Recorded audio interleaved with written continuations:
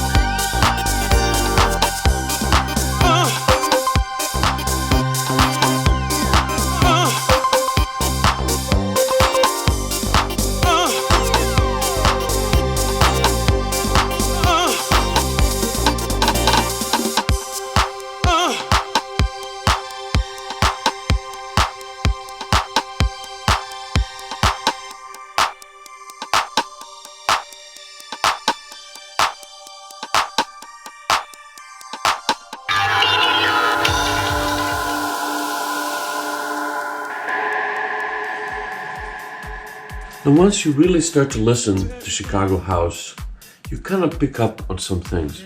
One of the most important things, and that actually plays a key role in such really very simple early songs of the genre, is the timing of the kick and the bass part. So let's listen to that here. Now everybody knows about Roland TR-909, but the 707 and 727 were key to the Chicago sound, especially 7-7 that had some Latin percussion. Here we have some samples from those machines on our own roll on Tira 8 over here.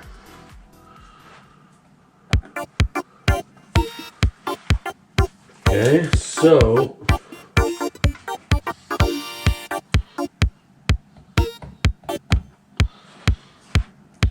seven kick, clap. Notice that the kick is slightly delayed behind the beat, as is the clap. Key part of the Chicago and the house vibes in general. Bass synth.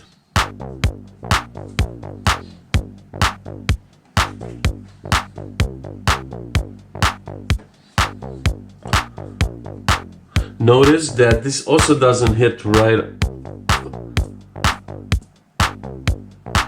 Now the pluck of the bass is right on the 1, but it doesn't groove as much as this.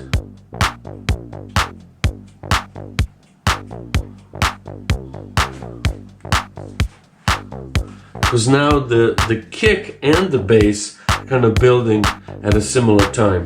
And it's this interplane, right? And being slightly delayed is key to this vibe.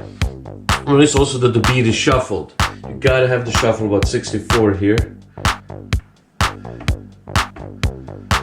Now also notice how if we remove the attack of the kick,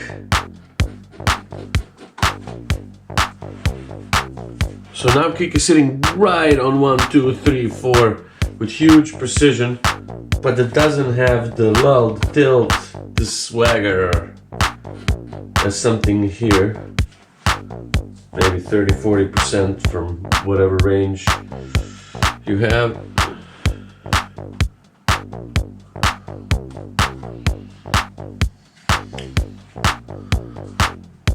So these small things about timing are critical. Secret number 2, you gotta have those sounds. Well, these people sampled disco records, and having the powerful grunts and shouts and yells, all the rhythm and blues goodness from disco and funk records is important. Something like this.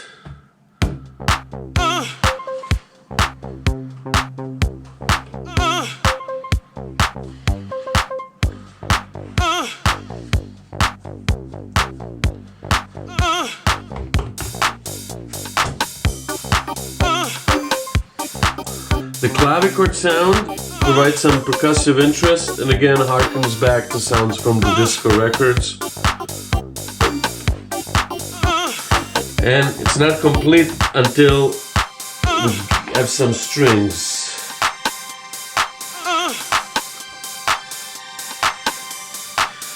I mean, ain't no disco party without strings.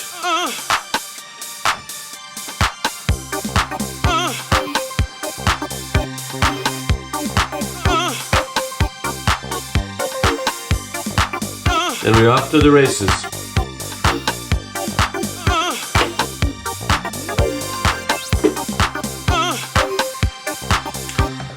Okay, so it's important that all those things build together in terms of timing. So it's something even simple needs to groove well together. If we just listen to this 7-7 percussion and the bass. So already this should sound good. If you have different instruments, we're thinking of adjusting the swing ultimately by feel on different boxes.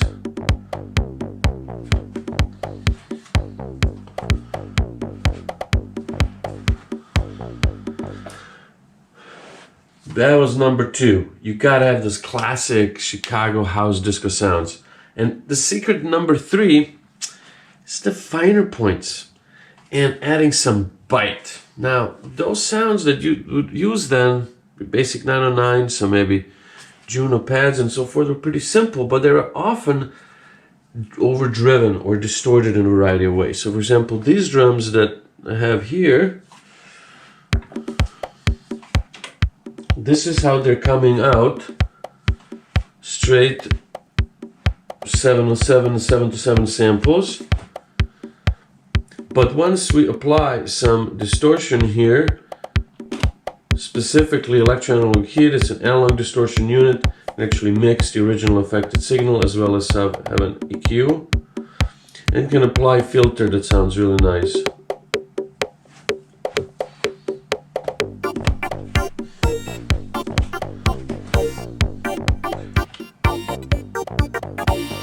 Notice that it sounds a little more digital and plasticky without this, and obviously more quiet.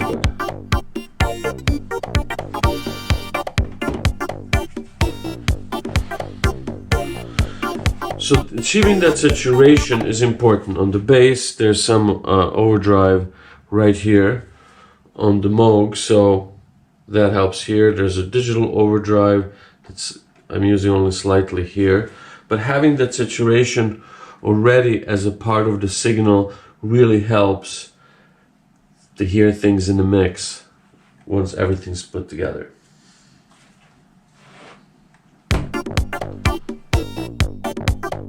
A couple of other finer points that you'll hear in these tracks. You have lots of space, but then each instrument should kind of take its own part of the stereo space and should either kind of lay and work tightly together with some other instrument, rhythmically or however, or kind of have its own call and response theme.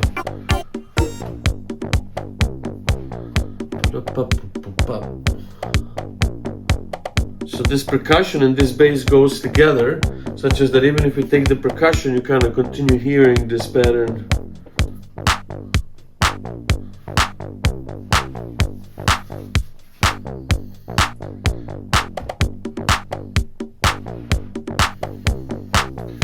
The clavichord can provide really just some kind of a background movement, or it can be forward. You can use the filter and the resonance to kind of adjust it where it'll sit in the mix, especially once you introduce strings.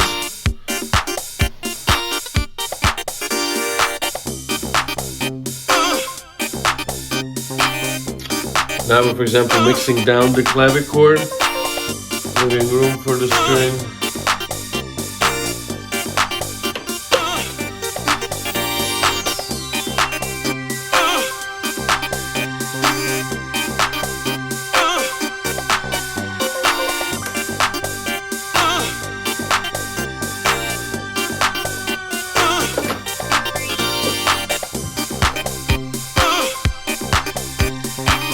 And again, what they would do at that time, they would basically mix disco records or maybe put in different percussion parts from the rhythm machine, or kind of play a loop from a tape or a record.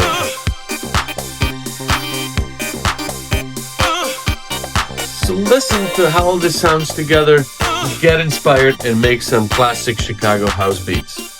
See you on the other side.